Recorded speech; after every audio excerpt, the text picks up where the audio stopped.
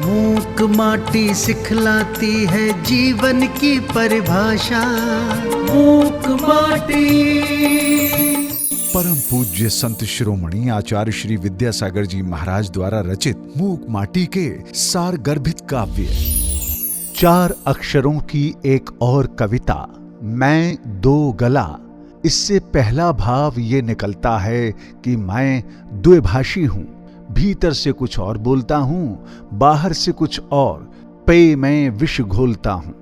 4 अक्षरों की एक और कविता, मैं दो गला। क्या लिखा हुआ है उस पे? मैं दो गला, है ना?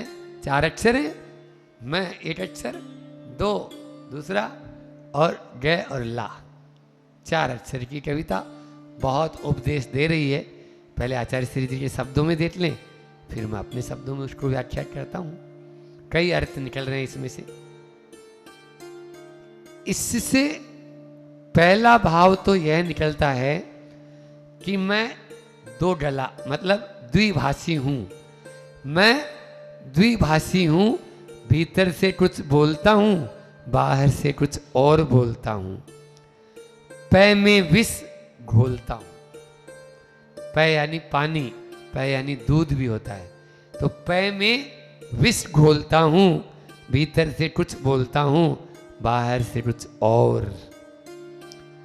अब इसका दूसरा भाव सामने आता है, मैं दो गला, छली धूर्त मायावी हूं, अज्ञान मान के कारण ही इस छद्म को छुपाता आया हूं। यूं इस कटु सत्य को सब हितैषी तुम भी स्वीकारो, अपना हित किसमें है। और इसका तीसरा भाव क्या है? ये 2 भाव हो गए, समझाते हैं अभी। पूछने की क्या आवश्यकता है? सब विभावों विकारों की जड़ मैं यानी अहम। मैं यानी अहम को दो गला, अहम को दो गला, उसको समाप्त कर दो। मैं दो गला, मैं दो गला, मैं दो गला। मूक माटी। मूक माटी व्याख्याकार, तरुणाई के प्रखर वक्ता, आचार्य श्री के सुयोग्य शिष्य, परम पूज्य मुनि श्री 108 संधान सागर जी महाराज। मूक माटी सिखलाती है जीवन की परिभाषा। मूक माटी।